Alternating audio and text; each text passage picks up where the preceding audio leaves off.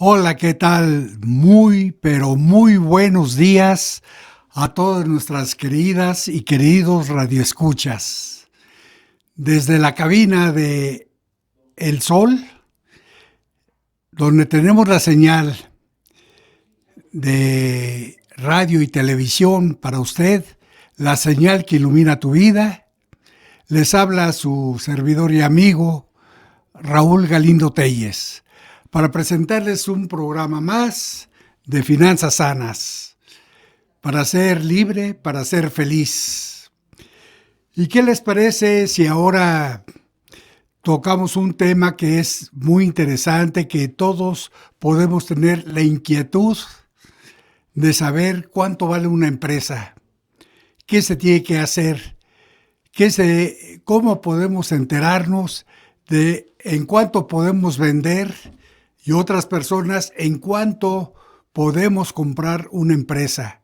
¿Cómo me entero para que tengamos nosotros pues un valor adecuado de venta o adecuado también de compra?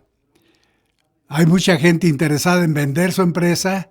Hay muchas personas también interesadas en comprar empresas ya en marcha, ya probadas. Pero en esto hay muchas cosas que tenemos que investigar bien. Porque para determinar el valor de una empresa, que ese es el tema de nuestro día, es que no existen fórmulas ni recetas así universales o muy claras o muy hechas como para poder determinar rápidamente el valor de una empresa. No es una cosa de que de la noche a la mañana ya sabemos en cuánto podemos vender y en cuánto podemos comprar. Aquí es muy importante que nos enteremos de qué necesitamos conocer para poder comprar o vender una empresa. Vamos a ver que hay personas que se encargan de buscar esos contactos de quién quiere comprar, quién quiere vender las empresas. Y muchas veces se van por fórmulas muy sencillas. Una fórmula que pues para ellos les puede parecer muy buena, y si son buenos vendedores, cuidado, no se dejen engañar. Para comprar o para vender una empresa, tenemos que estar ciertos de lo que estamos nosotros proponiendo o estamos aceptando. Proponiendo en caso de vender, aceptando en caso de comprar. Pero, ¿cuál es el sistema, la forma para hacerlo? Miren, una de las cuestiones muy sencillas que la gente quiere aplicar es decir, mira, los resultados son estos. Tenemos en este año, desde el año pasado, nosotros tenemos utilidades por aproximadamente el 20% de la inversión, o sea, de nuestro capital.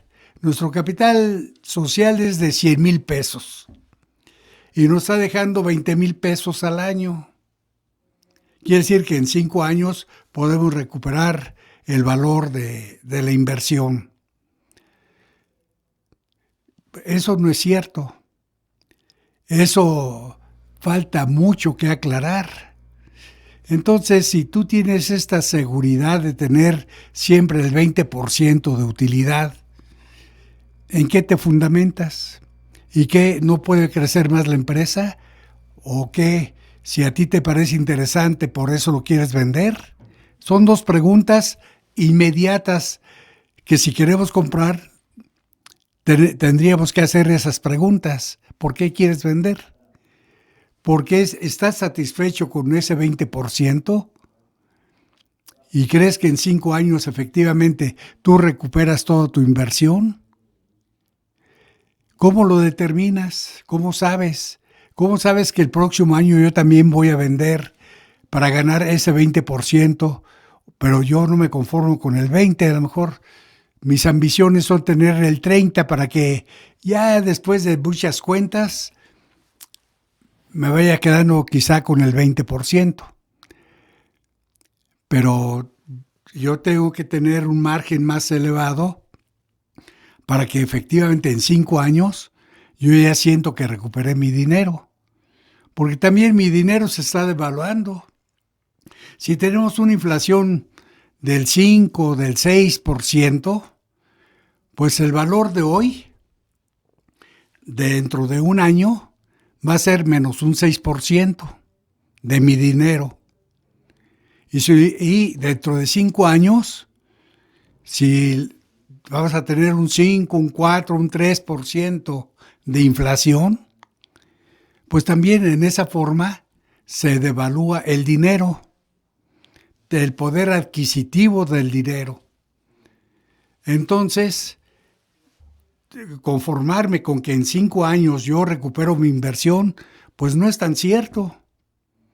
Hay otros factores que pueden determinar que efectivamente recuperé mi inversión, pero al valor presente dentro de 5 años.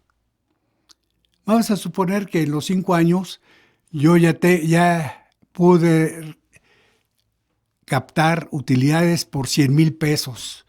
Esos 100,000 pesos dentro de 5 años van a valer lo mismo o menos que los 100,000 pesos que tengo ahora. Pues no, porque el valor presente lo determino de acuerdo con, quitando todas las inflaciones que hay, cómo bajó el poder adquisitivo del dinero, y entonces lo que voy recuperando a lo mejor no es los 100,000 pesos, el equivalente a 100,000 pesos como poder adquisitivo. Una cosa es que yo tenga 100,000 pesos ahora y que tenga yo 100,000 pesos dentro de 5 años. Entonces, ahora, si ese dinero lo traigo a valor de ahora, pues tal vez no sean 100,000 pesos, a lo mejor son 70, son 60, son 50. Entonces estoy perdiendo, por un lado, poder adquisitivo, aunque yo tenga siempre ese 20% sobre 100,000. Así que pues habría que ver todo esto. Y además, pues dime cómo obtuviste esos 20%. Así, tan sencillo, pues hay muchas maneras de demostrar cómo se tienen utilidades, y a veces porque se determinan a través de las ventas, pero a lo mejor son ventas no cobradas y tenemos una cartera de cuentas por cobrar de los clientes que no nos han pagado, que a veces hasta superior a las mismas ventas del año. Cuando eso ocurre en una empresa está más que quebrada, ¿eh? Entonces hay que ver que una cosa son las ventas y otra cosa es la venta real, la realizada, la que está vendida y cobrada. Ahí tal vez tenemos eso. Hay que analizar entonces también las cuentas por cobrar. Por eso mismo es esa fórmula tan sencilla, así, directamente, utilidades cada año respecto al capital social, nos deja un porcentaje de tanto. A muchos les puede parecer atractivo, pero no. Hay que cerciorarme, tenemos que enterarnos bien cómo es que nos podemos cubrir de no tener nosotros un fracaso o comprar algo que no es cierto porque no está realizado. También por otra parte hay quienes dicen que pues tienen buenas utilidades, ¿verdad? Que pueden tener lo suficiente para comparar varios balances, comparan sus balances de varios años y dicen, mira, pues aquí ya tenemos un promedio de utilidad.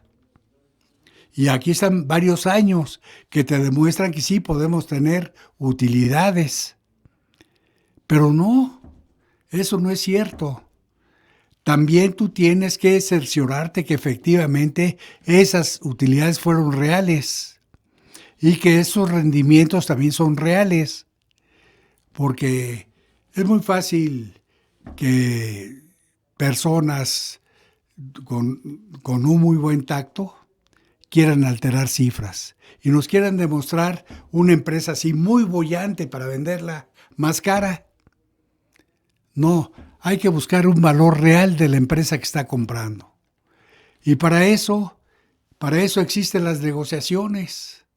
Y las negociaciones siempre deben de hacerse con mucho respeto al que compra, mucho respeto al que vende. Porque no podemos abusar de la inocencia de un empresario que está vendiendo, está regalando su empresa. Ni tampoco podemos dejar que abusen de nosotros si queremos comprar una empresa, que es determinar el valor de una empresa, para venderla o para comprarla. Y si me permiten, voy a dar respuesta a la pregunta que me hace el señor José Peña, que dice, ¿se pueden maquillar los resultados con tal de vender una empresa? Dice que desafortunadamente sí. Y muchas veces no es por el empresario, es por quien lo asesora. A veces los que llegan a asesorar a los empresarios para ver si pueden venderla más cara y ganarse una comisión pues más atractiva, ¿verdad? O granjearse la buena amistad y la buena voluntad del empresario. Los empresarios casi nunca hacen eso. Claro que en todo hay excepciones, pero generalmente es quien los asesora. ¿Cómo se puede maquillar? No nada más los resultados de una empresa.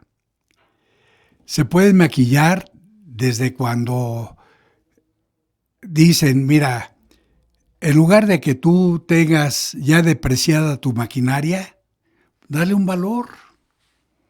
Dale un valor. Si ya está depreciada, digamos, al 80%, pues por lo menos ponla al 50%.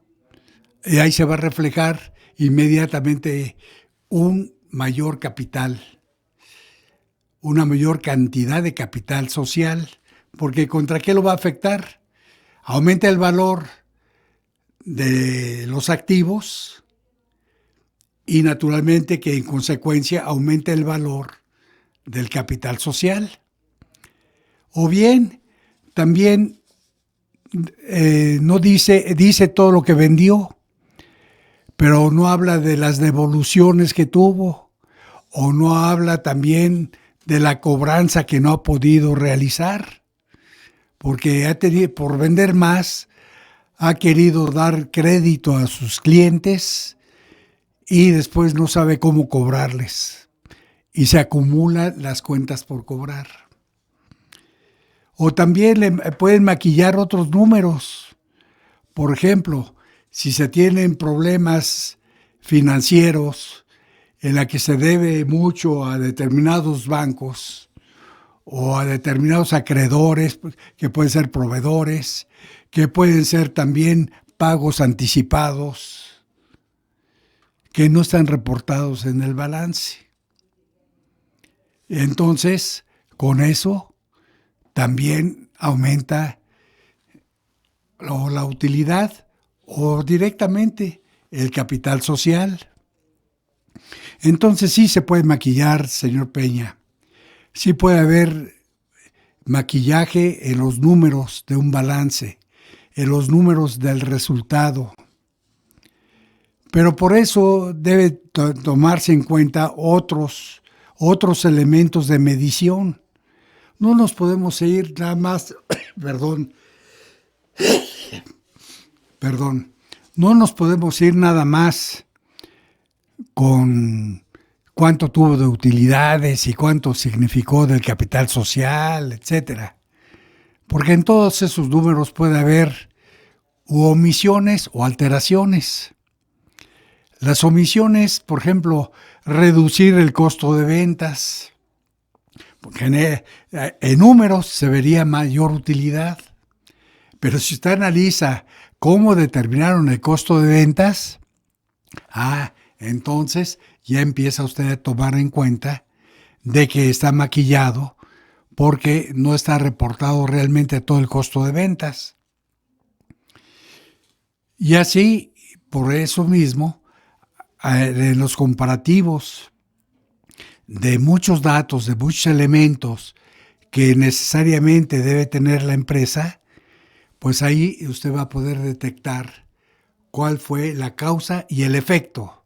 La causa, que aumentamos valor de los activos indebidamente, porque es una actualización de valor, hasta con esa se pueden salir. No, usted no tome en cuenta eso. Usted tome en cuenta los elementos que realmente son operativos de la empresa, para que usted determine, y si quiere después actualicen, son parte de las negociaciones, porque no es lo mismo que usted quiera ahora desarrollar un proyecto, instalar una empresa, llevar el tiempo de construirla, equiparla, entrenar personal, ponerse a trabajar y empezar a producir y probar en el mercado. Todo eso lleva su tiempo. Y esa empresa, pues quizá ya hizo todo eso. Y si ya hizo todo eso, ¿cómo le fue? Es una. Y dos, y si le fue bien, pues qué bueno. Entonces, vamos a ver cómo es que efectivamente fue bueno.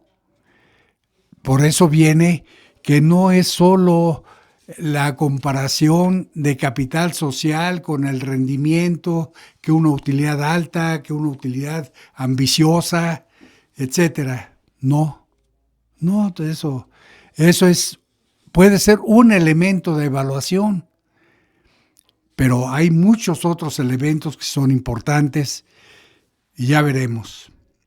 Entonces, pues con tal de vender, una persona pues quiere cobrar lo más que pueda, aunque sea muy cierto lo que dice. Tal vez dice, mi empresa, así con todos mis cálculos, con todo lo que he hecho, vale 200,000 pesos o 2,000 millones de pesos.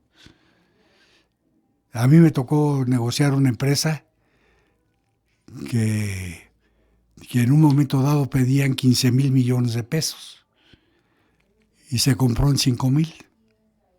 Imagínense de qué proporción, 3 veces más el valor. Entonces, aquí es donde viene la parte interesante de las negociaciones. A pesar de todos los números que usted haga y a pesar de que llegue a determinados números, pues vea si le conviene o no le conviene comprar, o vea también si le conviene o no le conviene vender. Porque para los dos lados, por eso son negociaciones, porque se trata de ganar, pero ganar todos, no ganar nada más yo. También el señor tiene que ganar. Y tengo que ser claro, porque también si yo compro muy caro, ¿cómo voy a recuperar mi dinero? Si voy a vender más, voy a tener más utilidades, voy a pagar más impuestos y entonces, y tengo que contratar más personal, tengo que contratar mejor personal, porque si el señor ya no pudo con la tecnología, ya no pudo con la calidad de producción y se quiere retirar de la empresa porque ya no ve la suya en el mercado, pues ahorita sí vale tanto, pero ese efecto va trascendiendo en el tiempo también. Cuando a una empresa le golpea el mercado porque se desacredita por falta de calidad, porque no cumple oportunamente, porque tiene muchos problemas internos y externos en su empresa, pues a veces empiezan a decaer y se desaniman de tener esa empresa y la quieren vender para quitarse un problema de encima. Ahora, Como comprador no me puedo aprovechar de una situación que el señor no supo manejar. Pero también, ¿por qué voy a comprar un problema? ¿Por qué voy a invertir mi dinero para tener un problema que ya tienes, señor? Estoy comprando como para heredar un problema. Y mi dinero, en lugar de ayudarme para salir adelante, estoy comprando un problema. Por eso los análisis hay que hacerlos, hay que ir más adelante. Pues sí, señor José Peña, desafortunadamente sí se pueden maquillar los resultados. Y para eso, pues usted tendrá siempre la oportunidad de buscar quien sepa evaluar empresas en operación. No es lo mismo de hacer la inversión, de tener un proyecto, de pensarlo, desarrollarlo, planearlo totalmente, hacer toda una logística, todas esas estrategias con su logística para poder realizar su proyecto. Eso es necesario y muy importante para hacer una empresa. Pero una empresa en marcha, ya todo eso casi se pasó. Y los resultados son los que nos van a decir si efectivamente esa empresa pues estuvo bien estudiada, el proyecto se integró, que llegó a producir lo que se quería producir, se llegó a vender lo que se quería vender y también se tiene el personal idóneo para operarla. Porque por muchas razones, personas que por edad, por enfermedad, o por situaciones inclusive familiares o situaciones del propio mercado, como decíamos, o de política, la política nacional, la política internacional, todo eso afecta a las empresas. ¿Qué les parece si en el siguiente bloque les diré cómo hay factores externos que afectan a las empresas y eso provoca el desánimo de los empresarios? Y el empresario quiere vender porque pues no sabe cómo enfrentar esos problemas, voy a lucirme, exógenos para ellos. No, son problemas del exterior que por políticas y por condiciones económicas y de mercado internacional, todo eso afectan también a nuestra empresa. Continuamos con cómo se determina el valor de una empresa. Y agradecemos la atención que nos presta Pedro Trejo Almaguer, Gonzalo Gio Argáez,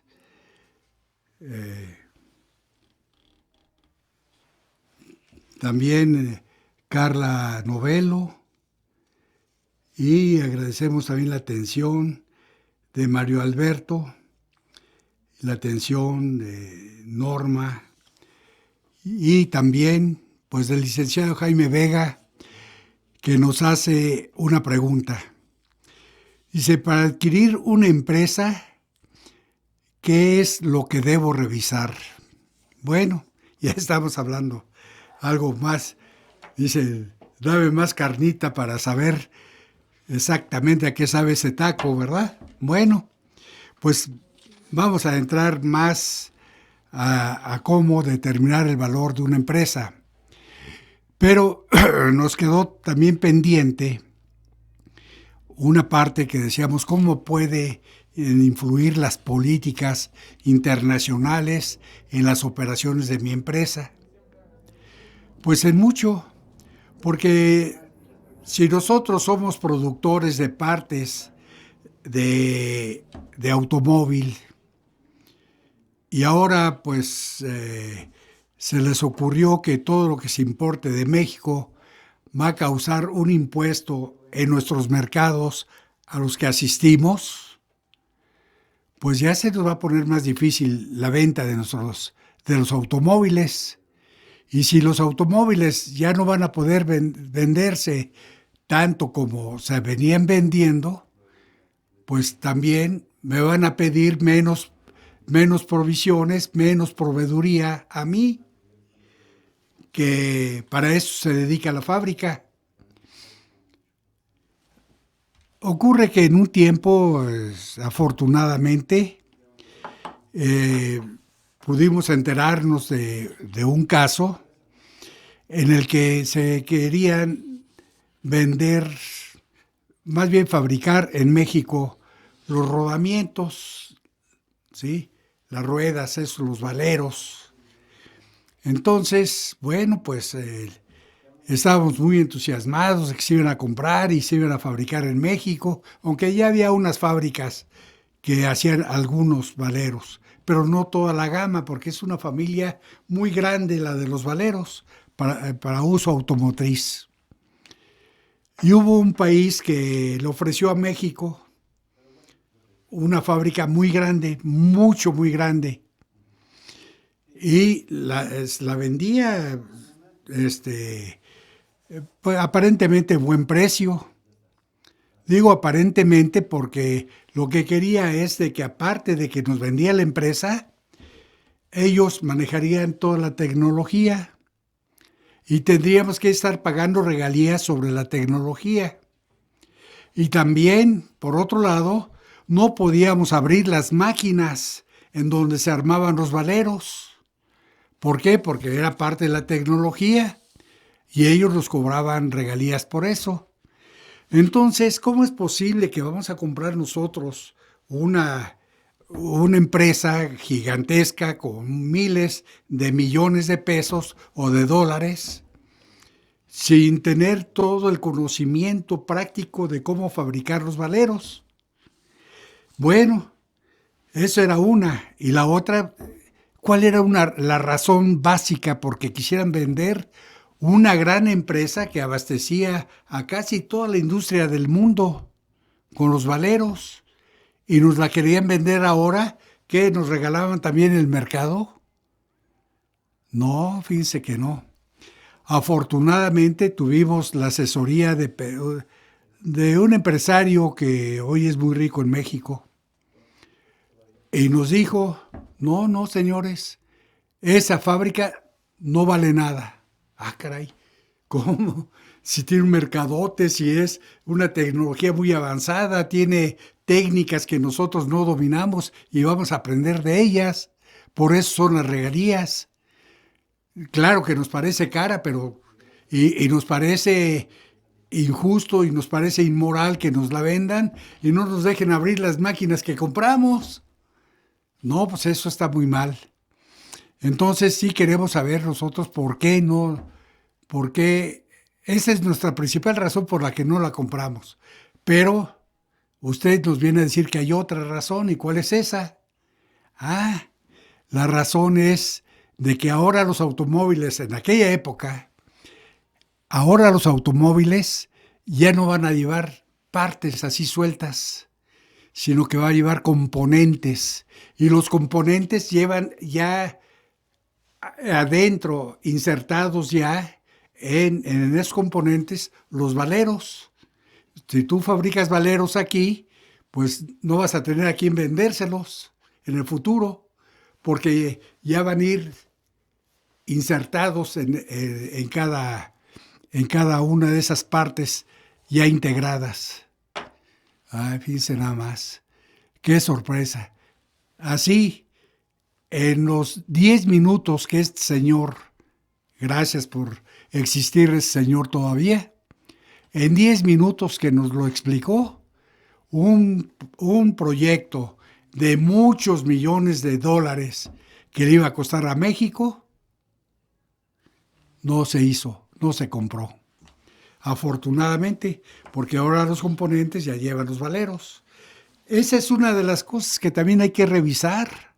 Hay que revisar qué tan actualizada está la producción de esos elementos para entrar a un mercado y que ese mercado es permanente, que no es de corta vida, porque la tecnología, sea como sea, ha cambiado hasta en el campo. En el campo ya tenemos una tecnología en México de primer mundo, porque México inclusive tiene zonas que son pues los graneros del mundo, como es el estado de Sinaloa. Y realmente ahí se producen los jitomates, que en otras partes dicen tomates, se vende el maíz, el frijol, el mango y muchas cosas que se producen en ese estado, que parece el granero del mundo y exporta en grandes volúmenes y tiene una tecnología para el tratamiento de la semilla, la siembra, la fertilización, el cultivo en general, la cosecha, el empaque y el embarque. Ya están muy bien integrados. Esas son grandes empresas básicas que pueden ir a cualquier parte del mundo. Eso mismo es lo que tenemos que ver nosotros también, de que la empresa a la que nos interesa comprar, pues tenga vida, tenga más vida, ¿no? Entonces, porque aquí me acaba de llegar una otra pregunta, ¿no?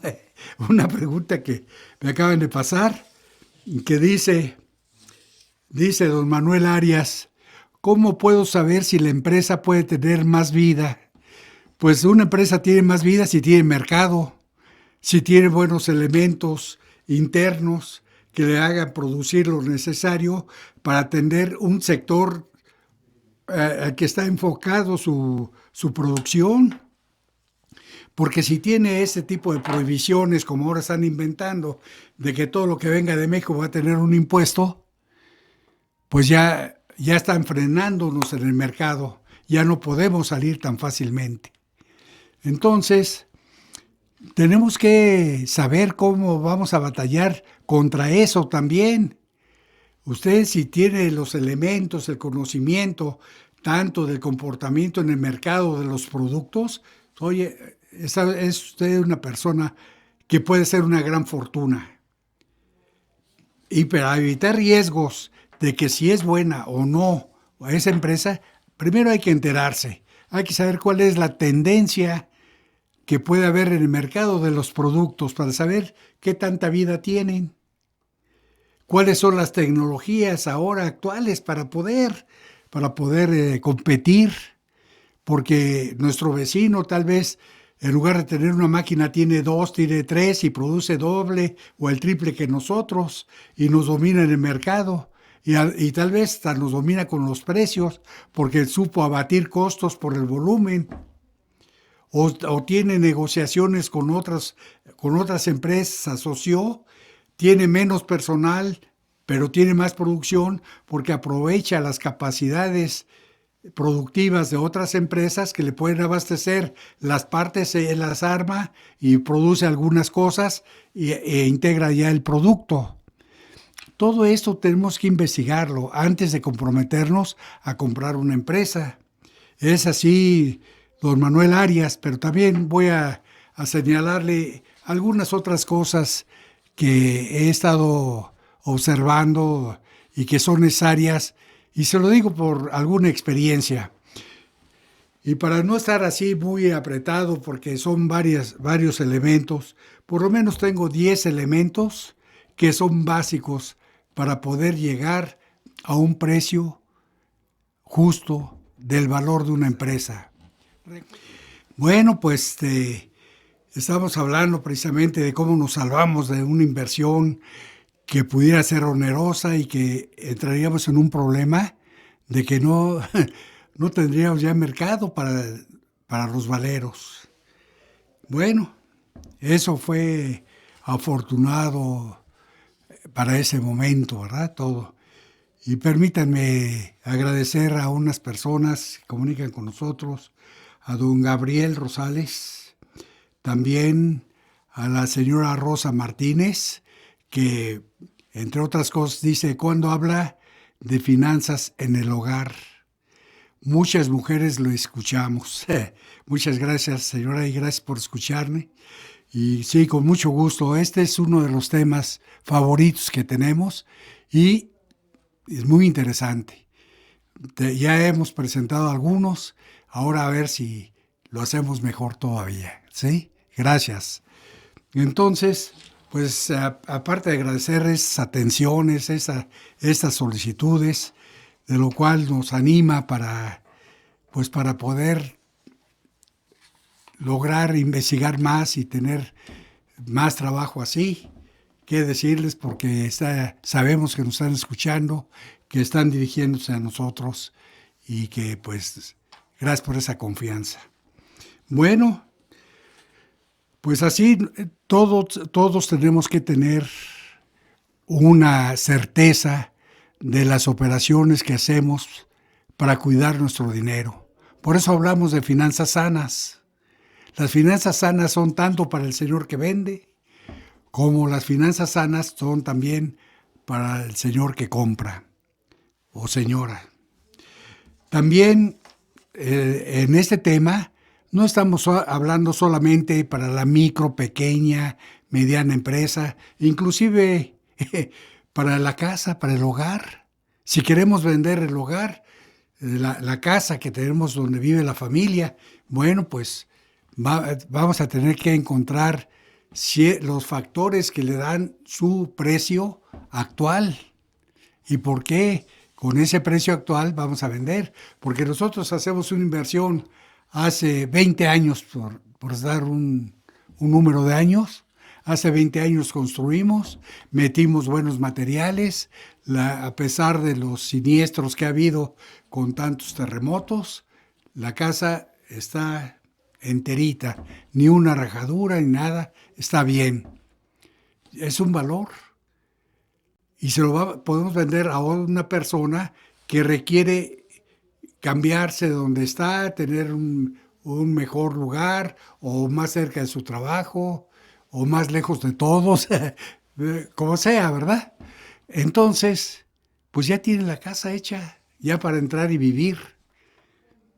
Y la persona que hace 20 años lo construyó, tal vez invirtió 2 millones de pesos. Ahora, ¿en cuánto la vende? Fíjense que quiere 3 millones y medio. Ah, ¿pero por qué? Ah, porque de hace 20 años a la fecha, las devaluaciones fueron así, la inflación fue así también. Entonces, el valor actual de mi producto, de mi casa, pues es no es un valor, no es un valor cualquiera, ¿no? Entonces, la casa está bien construida, no tiene daños y vale eso. ¿Por qué? Por todo esto que ha pasado, porque los 2 millones de hace 20 años a la fecha, pues ya son a lo mejor 4, pero se estoy vendiendo en 3,5. Entonces gana, yo gano y ahí nos vemos, ¿no? Entonces, es cosa de personas decentes negociar. No se vale faltarle el respeto a las personas. Si como comprador me consta que ese es un buen precio, pues vamos a comprar a ese buen precio. Si me consta. Si no, investiguemos o vamos a otro lugar que nos dejen más barato. Pero no tratemos de abusar quizá de la necesidad de una persona que quiere vender su casa para resolver X problema, el que sea. Bueno, no podemos aprovecharnos. Es de personas decentes. Hacer un trato correcto, ¿sí? Bueno, pues debemos de tomar en cuenta para evaluar una empresa tenemos de tomar en cuenta muchos componentes.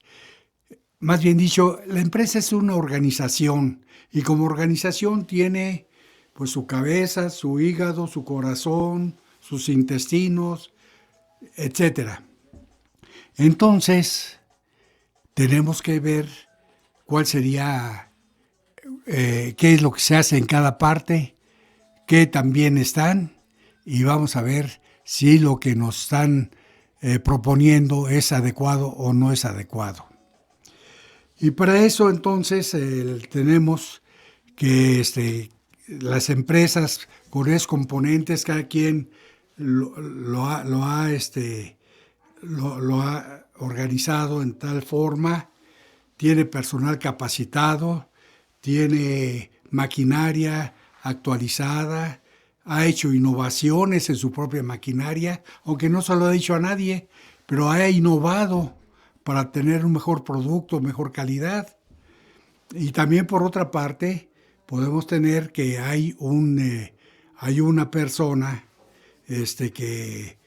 que sabe bien de cómo diseñar esos productos y sabe cómo irlos mejorando y cómo irlos actualizando conforme a la nueva tecnología, o ya han programado de cómo adecuar la maquinaria y los equipos para poder producir mejor o más que otros. Bueno, entonces, ¿qué necesitamos hacer para evaluar bien una empresa? Primero la empresa está construida en una propiedad de ella, o está rentando, o la tiene prestada, o la tiene bajo un contrato especial para mientras viva cierta persona, ¿sí? No sabemos y la propiedad no está embargada, no tiene amenazas de embargo, no está en alguna forma clausurada o hay un litigio, o va a pasar una obra que va a destruir esa fábrica porque ahí van a pasar camiones. No sabemos, eso hay que saberlo, ¿sí? ¿Está bien la construcción? ¿Qué tipo de construcción es? Eso tiene un valor. También hay que ver la maquinaria y los equipos. ¿En qué condiciones físicas están? ¿Han tenido un buen mantenimiento? ¿Trabajan con precisión? ¿Son adecuados para el producto que que pretendemos fabricar o que ya se fabrica ahí? ¿Verdad? Su actualización tecnológica e incluyendo la innovación, ¿son adecuados o son muy atrasados? ¿Verdad? Que no permiten competir con otros. También tendremos que saber qué otros riesgos más tiene la empresa. Si hay necesidad de evitar riesgos, peligros, algo para trabajar, para operar, o bien que pues en la sociedad hay ciertas condiciones indebidas, que puede haber litigios con los asociados y que los asociados pueden decir, yo tengo derecho de tanto y yo la quiero comprar, entonces ¿para qué compramos nosotros un pleito legal? ¿Cuál es la evolución del mercado de esa empresa? ¿Cómo ha evolucionado? A ver cómo han sido tus ventas, a ver qué riesgos tiene el mercado. Ese producto puede ser de larga vida para el mercado, siempre va a haber demanda de digamos como un lápiz, como los focos, como las tortillas, como las tortas, ¿verdad? La comida es algo que si es buena, pues va a tener la vida que le da quien guisa, ¿sí? Si está toda desprestigiada, pues a lo mejor no compramos y hacemos otra, o bien compramos ahí, porque lo podemos mejorar. Podemos cambiar el semblante, las sillas, las mesas, el servicio, las personas capacitadas, ¿verdad? ¿Cuál es la capacidad productiva de la empresa? ¿Cuál parte del proceso? Hay que tienen 2, 3, 5, 10 procesos el producto dentro de la fábrica.